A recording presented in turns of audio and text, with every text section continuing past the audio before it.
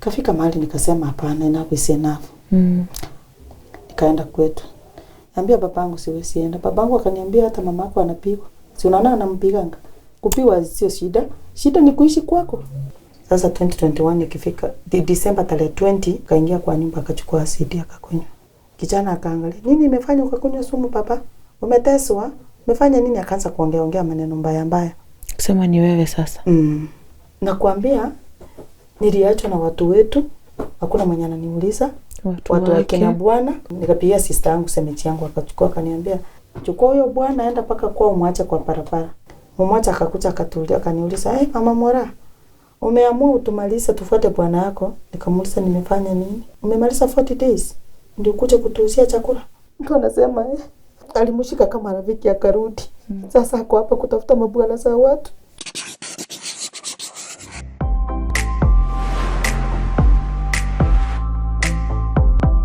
Greetings Tuko family, my name is Lily Aisha and welcome to yet another episode of Tuko Talks.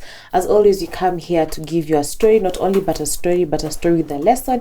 And also, as I say, and as I've always said, we sit here to also be a form of therapy, because sometimes it's not easy for someone to end the therapy, but akika chini, they explain themselves, they talk about their story, they always find some solace in you and in me. And that is why I'm here to tell you, thank you very much for being such a huge supporter of Tuko and every story that we produce. Thank you very much for being a subscriber, a viewer, a liker, and also a donator. Thank you very much.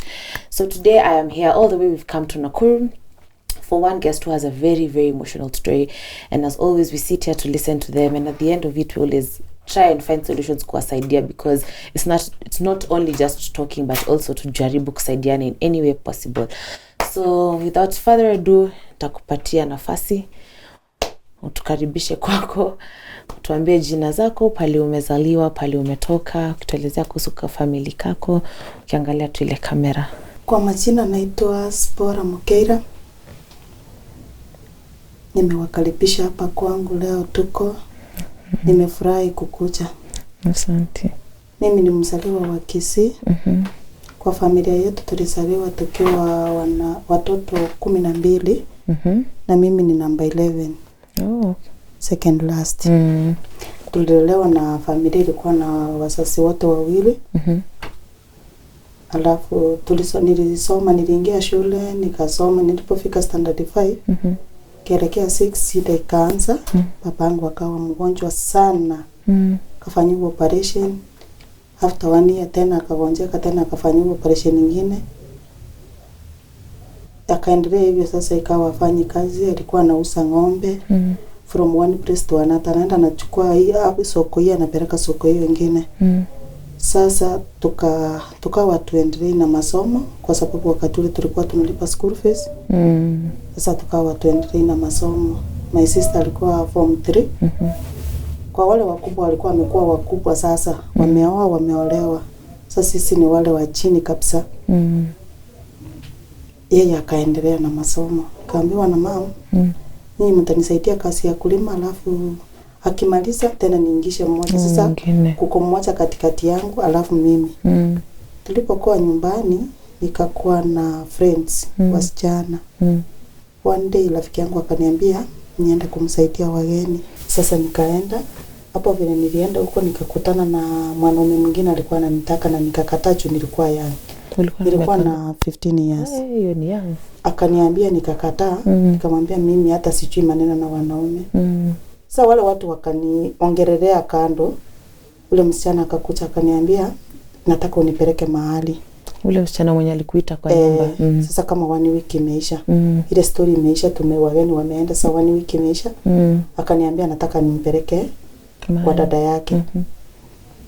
Alafu babangu alihisi kutuambia msiamini au watu wengine wote, amini tu watu wao. Lakini mimi nilikuwa na puusa ya babangu.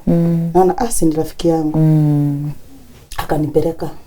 Aliponipeleka kwa nilipoenda na yeye hapo kwenye tulienda, kumbe amenipeleka kwa yule mwanaume. Ule alikuwa anakutaka. Mzee tu, mkubwa tu, yenye tukimuona na lika yangu iko inafaa. Nikafungiwa pale for 6 months. Mpaka nikatangazwa radio na babangu. Nilitafutwa Siku za kwanza alikuwa ananifungia ndani ya nyumba. Ananipea ndoo, ananiambia utakuni hapo, utakojoa hapo. Nikikucha, akikucha sasa apeleke ama niambie sasa nisindikize nipeleke. Nikamaliza miezi 6. Nikaanza kuona period. Sijui ni nini, yeye ndio nauliza. Hii ni kitu gani? Nimegonjeka, akaniambia sasa ndio umekuwa mwanamke. Na halafu nikaanza kugonjeka. Tumbo inaniuma hata siwezi inama. Hawezi nipeleke hospitali. Nikakaa kwa nyumba 3 months. Kama tumbo inaniuma kabisa hata siwezi fanya hivi. Sasa akakuja akaambiwa na mtu hiyo ile tumbo ilikuwa inauma. Mtu akamwambia sasa vile hiyo tumbo inamuuma hivi, hiyo ni kama alienda kuuliza ushauri, enda utafute dawa za kienyeji. Kaenda kanitafutia dawa za kienyeji, nikakunywa. Nikashika mimba ya msichana wangu mkubwa. Ikaendelea hivi nikafika kama 7 months, mimba ikafika ya 7 months. Sasa akaanza kuleta wanawake kwa nyumba. Na sasa hii time yote hakuna watu wenyu wanajua uko wapi? Hakuna mtu mwenye anajua kwenye niko. Walinitafuta wakachoka. Kwa sababu ni more than 1 year. Sikafika mahali. Kaniambia sasa enda kwenu, nimefika almost 9 months. Enda usalie kwenu. Nikaenda nyumbani. Nikafika kwetu. Nikapitia kwa shosho yangu. Nikaogopa kwenda. Babangu alikuwa mkali sana. Nikapitia kwa shosho yangu, nikamwelezea, akanipeleka home. Nilipofika home nikaelezea babangu. Babangu akaniambia, akacheka. Akaniambia hata mama yenu tulimchukua hivi. Wewe unamtime kwa njia msichana ukimpenda, unamshika, unampenda naye Kericho, mnachificha huko anasaa mtoto mmoja wa pili unamrudisha. Sasa ameolewa. Hiyo ndio ndoa sasa. Sasa kwa hivyo babako ni ikiwa kitu kubwa. Hakuona kama ikiwa big deal. Bila nilifika kwetu nikakuta sister yangu mwenye nafuata naye ako na mimba. Hiyo muda yenye nilienda aliolewa hata yeye. Kuolewa naye amekosana na mzee amerudi nyumbani. Yeye amekosana, mimi nimetumwa nisalie nyumbani. Nikaangalia sister yangu yule mwenye alikuwa secondary, yeye hako ndiye amemaliza ana mimba ako nyumbani. Sasa nikaanza kujichukia. Nikaambia mamangu, nikaamka siku moja nikamwambia mimi naenda. Bado uko na mimba? Nikamwambia mimi narudi kwa bwana, mimba sio yako, acha nimrudishie mimba. Simesema hiyo ndio ndoa, acha tu nirudi kwa hiyo ndoa. Nilipofika pale nikakuta yule mwanaume ameenda kuleta mwanamke wa kuoa. Hayuko. Nikamungoja akakuja na mwanamke. Nikamwambia kumbuka nilikuja hapa nikiwa sijui mwanaume. Wewe ndio umenifanya hivi, alafu unaniambia sasa niende. Siendi. Wewe ni huo ukitaka na unisike. Kafika sasa niko na labor pain. Nataka kujifungua. Hakuna mtu. Uko peke yako kwa nyumba? Niko peke yangu. Hakuna mwenye anaingia hapo. Niliumwa usiku mzima, mchana imefika saa 7, naelekea saa 7. Naumwa kabisa sasa ile umeumwa kabisa. Hata kutembea umeshindwa, nimetoa paka nguo sasa niko uchi. Niko peke yangu, yeye alienda akaniacha hapo. Sasa ikabidi nianze kuitana. Nikaita ndugu yake akasikia akakuja. Ndugu yake aliruka fence, wakanipeleka hospitali. Asubuhi yake nikaenda nyumbani. Nilipoenda nyumbani, wale madaktari wakamuongelesha, wakamwambia asifanye kazi for 3 months. Alishwe vizuri, atakufa na akipata shida tutakuchukulia hatua. Maisha ikaendelea kukua ngumu hapo. Nafikiria nyumbani hata nikienda baba atanifukuza tu, ananiambia hiyo ndio ndo arudi kwa. Narudi. Kafika mahali nikasema hapana, enough is enough. Nikaenda kwetu. Niambia babangu siwezi enda. Babangu akaniambia hata mamako anapigwa. Si unaona anampiganga. Kupigwa sio shida. Shida ni kuishi kwako. Hiyo ndio familia yako. Sasa nikakuwa stress, naenda wapi? Naenda kwa masista zangu. Wananiambia hata sisi tunapigwa. Wewe ndio ufanye bidii, ufanye vibarua vile anafanya, muendelee, mtengeneze familia yenu. Sasa sisi kwetu hatujawahi toa, enda mahali usae watoto na urudi nyumbani. Sasa nikafikiria huko siendi. Sasa katika hiyo hali ya nafukuzwa nikakutana na mwanaume mwingine. Nikaona wacha tu anioe. Akaniambia nitakuwa tu na huyo mtoto, sina shida. Nikaenda nikaolewa na yeye, nikatoka kwetu. Sasa nikakaa, nimepata mtoto. Father alikuwa mwSDA. Siku moja nilipata mtoto, tena nikafanya family. Sasa vile pipi ya ndugu yangu alinichanua, akaniambia ukizaa unaona ni sana nikiwa na 17 years. Akaniambia sasa ukizaa unafanya family ndio una space watoto.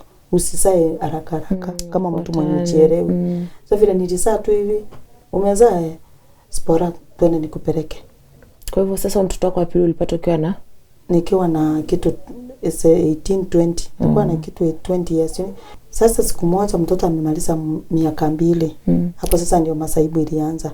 Mtoto ile akakuja akaniambia, Zipporah, utaki kunizalia mtoto? Unataka nikae na mtoto mmoja vile bwana yako wako mmoja? Mimi nataka watoto. Nikamwambia, nikastuka nikamwangalia kwanza, nikaona kama hiyo maneno ishatoka kwake.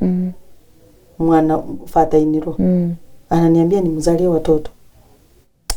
Nikamwambia mother-in-law, akaniambia ni kama anataka watoto. Nikamwambia mimi si yuko ready kuzaa. Si niko na watoto 2, wacha wakue kwanza. Na sasa wa kwanza ulimtoa? Nishamtoa, nimemleta hapa. Okay, sawa. Walienda wakamchukua tu akakuja hapa. Okay. Nikamwambia mimi si sai tena. Kaniambia father-in-law akakuja akasema nataka Bernard aoe. Ametuita sasa, kucheni tukakaa. Nataka Bernard aoe. Nikacheka nikasema aoe. Si umeshindwa kuzaa. Hata kwanza nimeona msichana. Wasichana wakaniambia sister za bwana sasa. Zipporah, wacha tukufukusie huyu. Hata hii ni mateso wanakupea.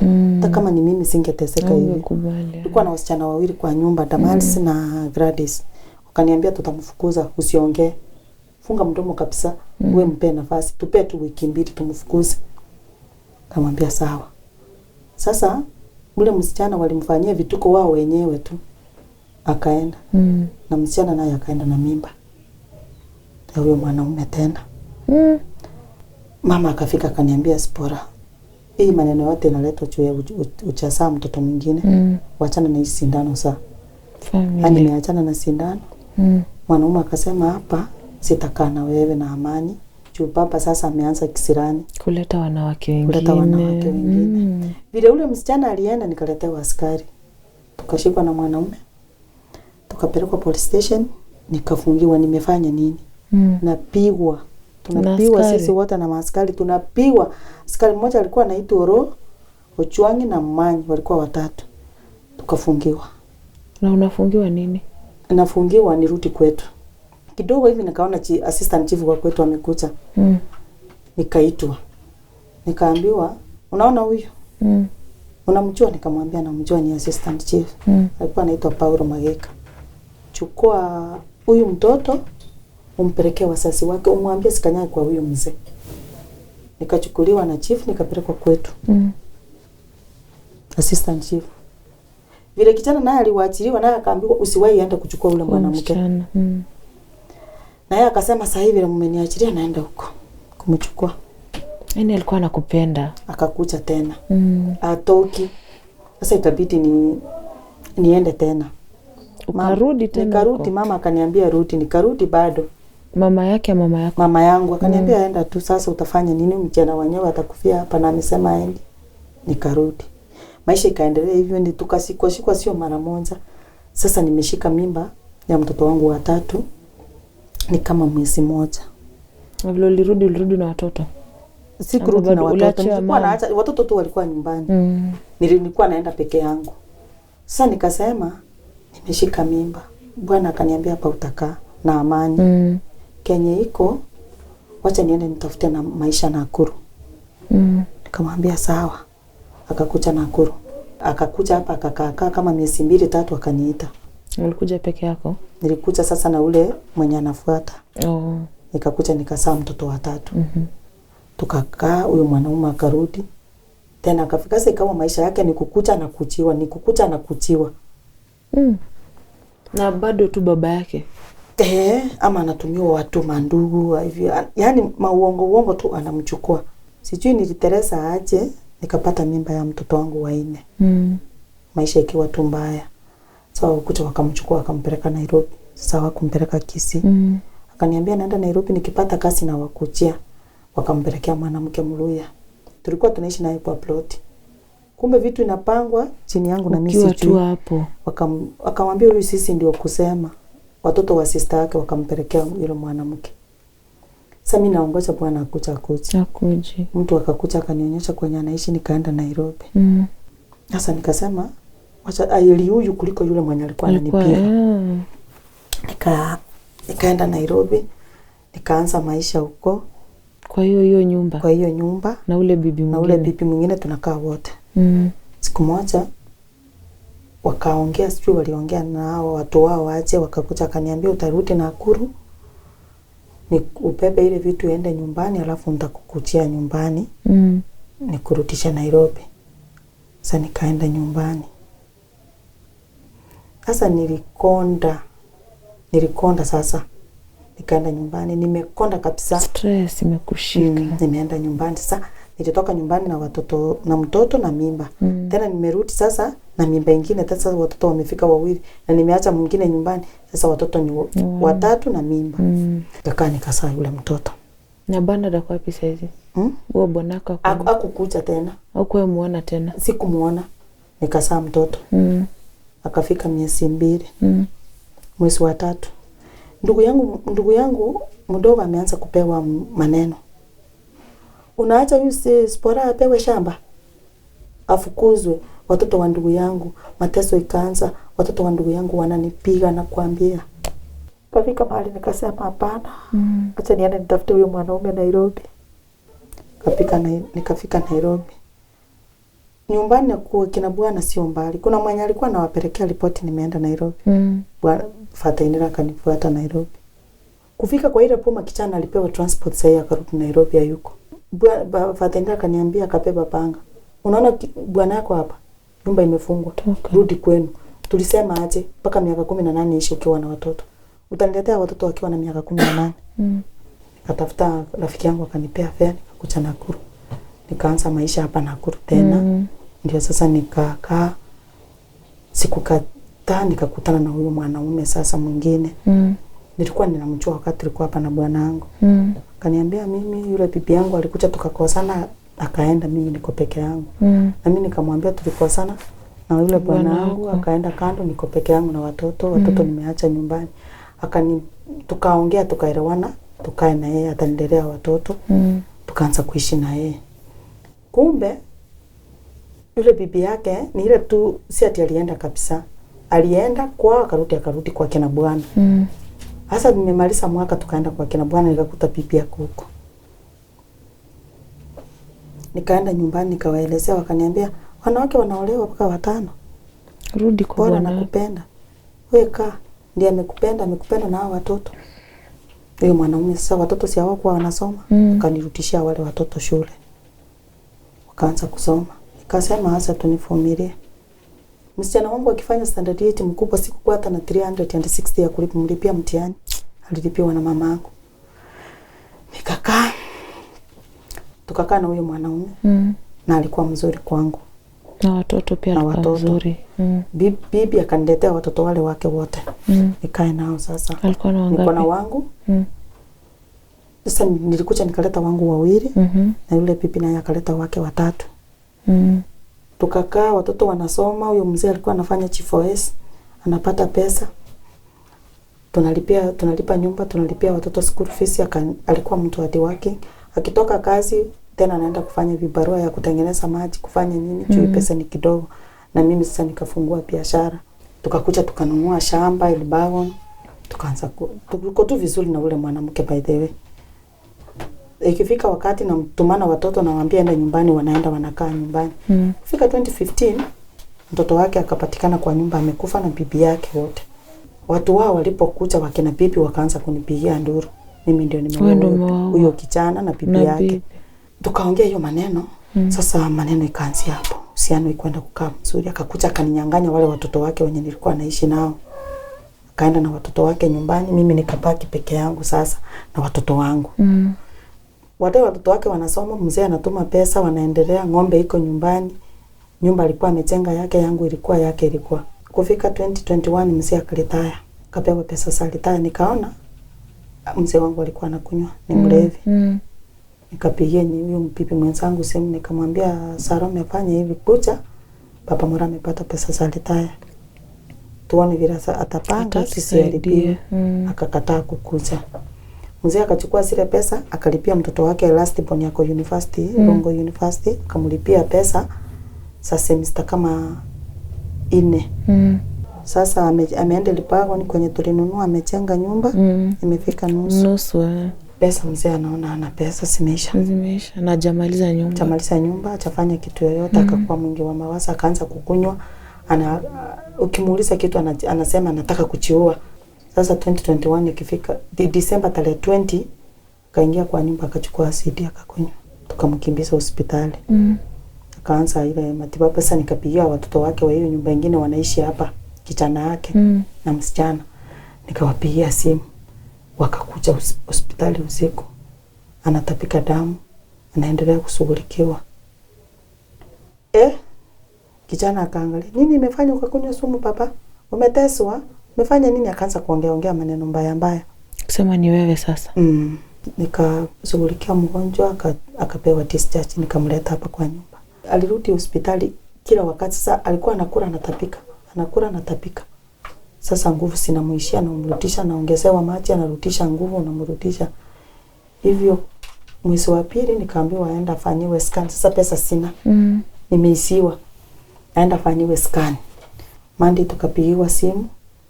Huyo daktari akaniambia, huyu mzee wako ni shida gani alikuwa nao? Nikamwambia walisema wanataka kumwekea tube. Waliona throat imefungana, wafungue hiyo throat. Akasema virali kunywa ile acid ilichoma. Sasa katika ile hali ya kupona ikashikana, ikaweka stitches sio mali pamoja. Sasa ikupaka kwa mara. Sasa hakuna Kenya tutakusaidia. Tukarudi hapa. Sasa nikaambiwa unamwekea maji, nilikuwa nampeleka Mausia nawekewa maji nalipana. Sasa nikaishiwa. Nikaenda dispensary yenye iko hapa chini. Nikaongea nao. Wakaniambia maji utakuja unachukua. Sasa wewe tafuta wa kukuwekea. Sasa nikaongea na daktari mwingine akanihurumia. Sasa alikuwa anakuja hapa kwa nyumba, anamwekea laini. Akanionyesha sasa vile na connect maji, akaniandikia ikifika masaa fulani namwekea hii. Ikifika masaa fulani namwekea hii. Tukakaa naye hapa. Sasa nikaona anasidiwa tena. Nakwambia niliachwa na watu wetu, hakuna mwenye ananiuliza. Watu wake na bwana, hakuna mwenye ananiuliza chochote.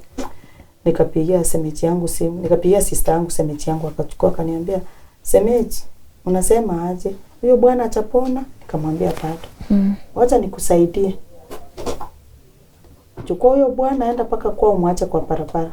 Umwache huko. Nikamwambia hawezi kubali aende kwao. Akaniambia huyo ni mgonjwa. Tunampeba tumwambie tunakupeleka hospitali. Ukifika Kisii kwao umwambie shuka, tuende home. Umwache hapo kwa barabara. Watu wao wamshughulikie. Nikarudisha nyuma. Watu wetu walinikataa. Walifanya hivyo. Watoto wangu hata walikuwa naenda shule na majina ya mandugu zangu wanaenda wanawatoa. Watoto wangu walikaa nje for 4 years. Huyo mwanaume akanihurumia. Akachukua watoto wangu, akawafanya wake, akawasomesha. Alafu sasa imefika mgonjeka niende nimrudishe kwa barabara. Nikawaambia hapo semeji tutafikishana hapo. Wacha tu nikae na yeye. Hivyo ndio walikata, hakuna mwenye ananipigia simu apart from dada yangu mkubwa. Ndio alikuwa ananipigia simu na yeye ana uwezo, ako na mayatima, ana uwezo. Nilikuwa na mtoto wa sister yangu hapa. Hiyo sister yangu alikuja akakufa, yule mwenye alikuwa anakaa na watoto wangu alikuja akakufa, kaacha watoto. Bwana yake naye akakufa. Sasa na wale watoto wake wawili walikuwa hapa na mimi.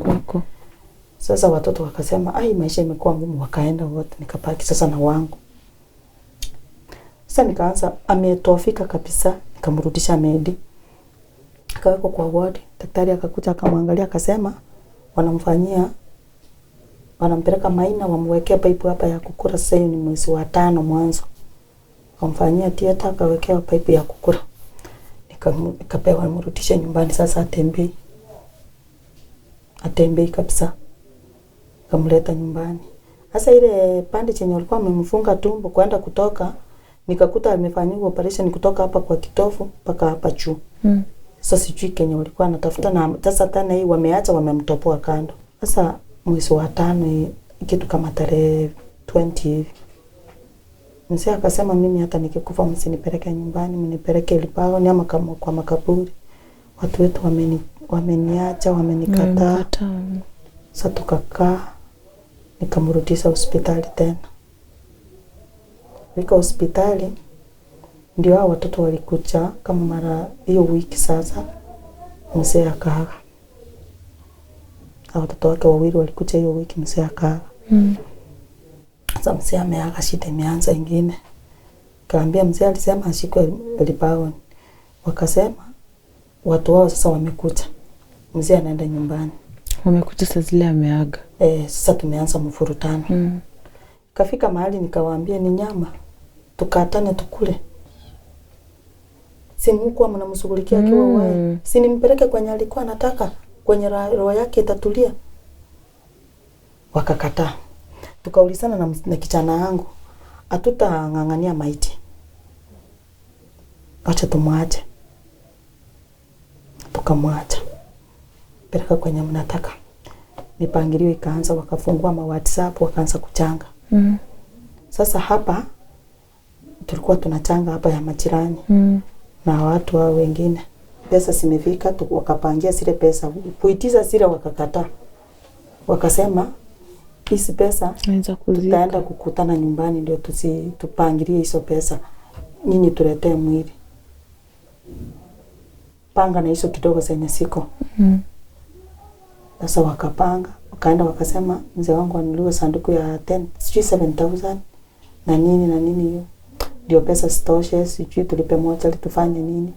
Hivyo. Kijana wangu alikuwa amepewa pesa na marafiki. Akasema hapana, wacha tu huyu mzee ametusomesha, ametulea. Aki sanduku ya 7,000 ni matarao. Wacha tu nigharamie hiyo, ninunue jeneza. Akanunua. Tukaenda nyumbani. Zile pesa wamekataa watupei. Pesa zimeisha kabisa. Sisi tumeenda kutoa mwili. Watoto hawana nguo. Hawana nini.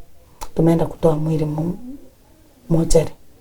Unajua niliambiwa ingie kwa gari ya mwili. Yule bibi ametoka nyumbani amekuja. Nifika mochari. Akaambiwa uingie gari. Ndugu yake akaingia na bibi na hao watu wengine wa kwao, mimi nikapaki chini. Nilipanda piki. Gari ilikuwa moja, hiyo hashi. Ikabeba watu 7. Wengine walikuwa na usafiri yao, kila mtu alikuwa na usafiri yao kutoka mmoja ili wamlete hapa. Nilipanda piki. Kijana wangu alikuja kutafuta gari, akanifikia hapo water park kama nateremka na piki. Nafuata tu mwili nyuma. Sasa tukiwa katika ile tunaendelea matanga mashishi inaendelea hapo nje. Kuna mheshimiwa mmoja akakuja akasema wanawake wako wawili, akanipea 5,000, akapea unyeka yangu 5,000. Wacha ndugu yake amuka agombane kwa anasikasika microphone. Mheshimiwa wenye mnakuja hapa, wacha kupea wanawake pesa. Pesa weka hapa. Tulipe madeni, tufanye sijui nini. Mimi nikafikiria deni ni ile yenye niko nayo ndio wanataka kutafuta pesa wanilipie. Sasa pesa zikaendelea kupeanwa, watu wanakuja wanapeana pesa, watu walitoa pesa. Tukamaliza. Sasa tumeenda kushika mwili, tumesimama hapo, mwili kateremshwa. Karusha mchanga, tumemaliza kila kitu. Kijana wangu mdogo wa 2011 akaniambia mama, sasa baba wamemweka huko chini, hata rudi. Nikamwambia atarudi, atafufuliwa siku ya mwisho. Nikamwambia simama hapo, wekere maua. Nampiga picha. Sasa nimempiga picha moja ya pili, nikasikia mtu ananishika kutoka nyuma. Kuja, Zipporah kuja. Auntie kuja. Nikageuka hivi nikakuta ni mtoto wa ndugu yake, ndugu ya mzee. Kaniteremsha kwenye walikuwa.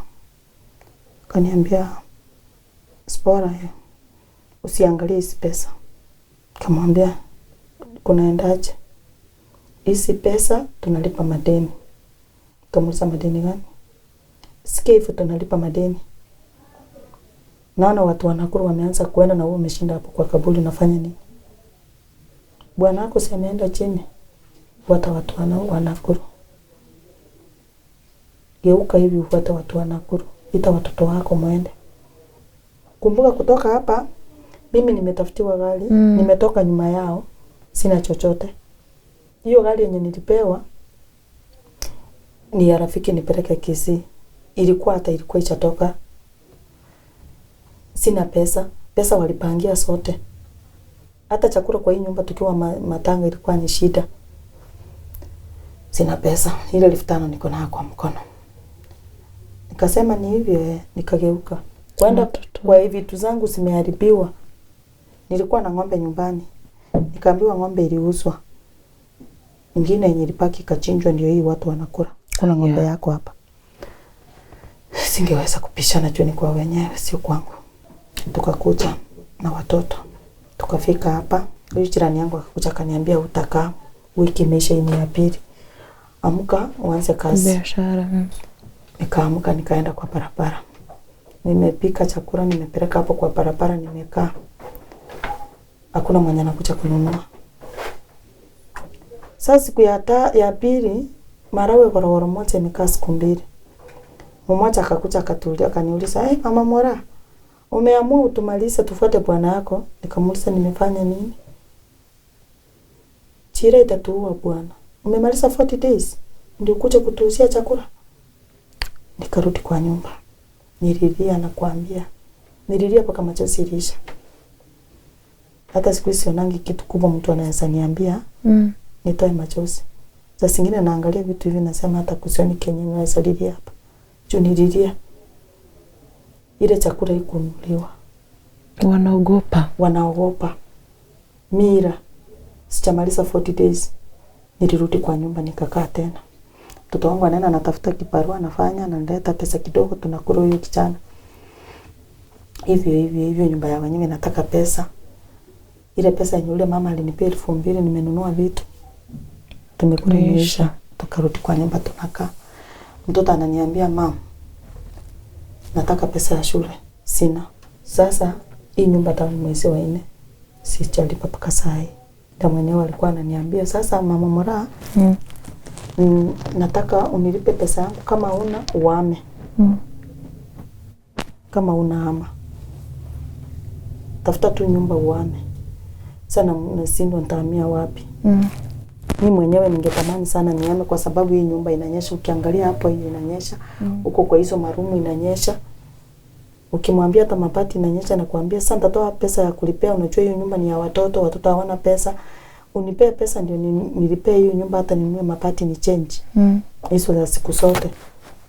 Sasa niko hivyo. Hakuna mwenye ananisaidia huko. Yaani Kenya inaniuma sana. Ni ile wako hata nililie bwanangu nimalize. Nikaa pale ningeongelesha mtoto ajue baba yake amekufa kabisa. Ningekaa pale wangeniacha tu hata nikae siku 2 tu.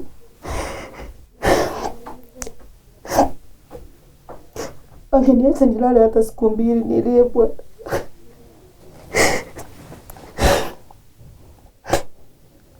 Naongelelewa hapa nje. Mtu anasema alisika bwana wake kama rafiki. Huyo mwanamke ni muuaji huyu. Alimshika kama rafiki akarudi. Sasa ako hapa kutafuta mabwana za watu. Mpaka saa zingine naogopa kutoka nje. Siku moja nimetoka hapa, nimeenda kwa rafiki yangu mwingine nikasema sina pesa, acha niende kwa huyo rafiki yangu. Nimuitisha hata 200. Huyo jirani yangu nimemuomba mpaka nafika mahali hata mimi naogopa kumwambia shida. Kasema acha niende kwa huyo rafiki yangu nimwambie nipe hata 200 leo sina kitu. Nitamrudishia. Nikaenda. Nilifika akaniambia simamia hapo. Utamaliza Mira. Utaenda kuchukua sijui nini ya bwana wako. Ulete Nakuru uirudishe. Ndio situlie mabwana zetu. Simamia hapo. Hata sikumwambia Kenya ilinipeleka niligeuka. Nikakuja. Mimi niko na ulcers. Sai macho imekuwa shida. Hata sioni mbali. Hata sasa ile kadi yenye nilikuwa natumia ya mzee. Wakati alikufa walisema hatutaitumia tena. Nikate ingine nikakata lakini cha machua. Ndio niende hata mimi hospitali niko na shida ya arthritis, niko na ulcers na macho nayo imeanza kukua shida nikiangalia sana. Hata TV siwezi angalia sana. Naangalia tu kidogo nasikia imeanza kutoa machozi. Na wacha. Sasa unaambiwa huyo mzee wake alikuwa na ukimwi. Ndiye ilimkondesha hivyo. Watu wengine hawajui ni nini ilisababisha akonde hivyo. Alikuwa na ukimwi. Huyu mwanamke kuna ukimwi ataambukisha watu hapa Malise. Anakudanganya hizo ni dawa amemeza ndio zimemnonesha. Yaani naongelelewa. Hatujawahi ona mwanamke mwenye anashika bwana yake anarudi town angelala hata siku 2.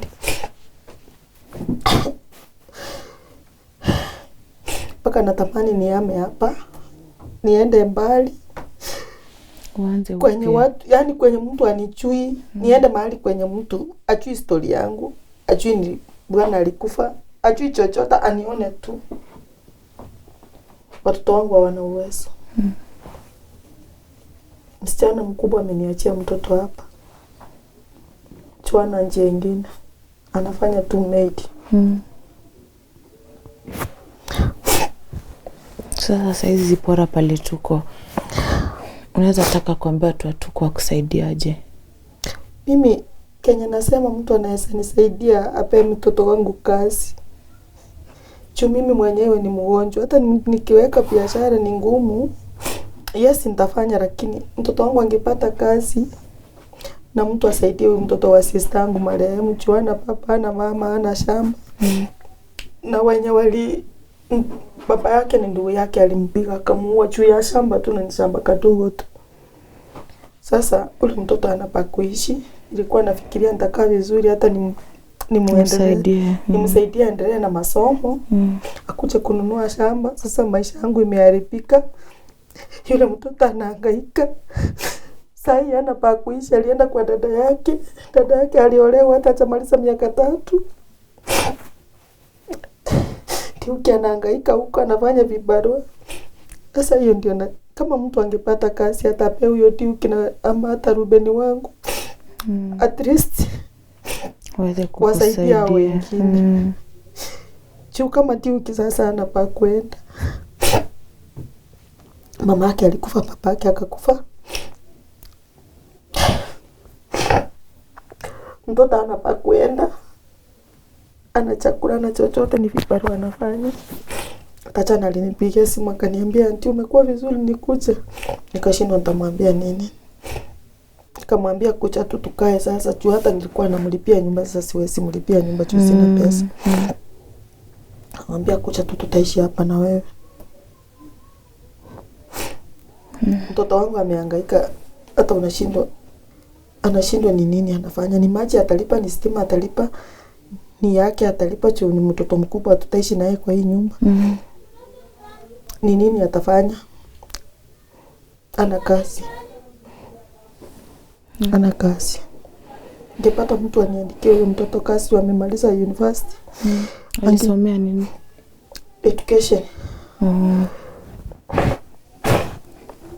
Zipporah pole sana kwa ile tumepitia.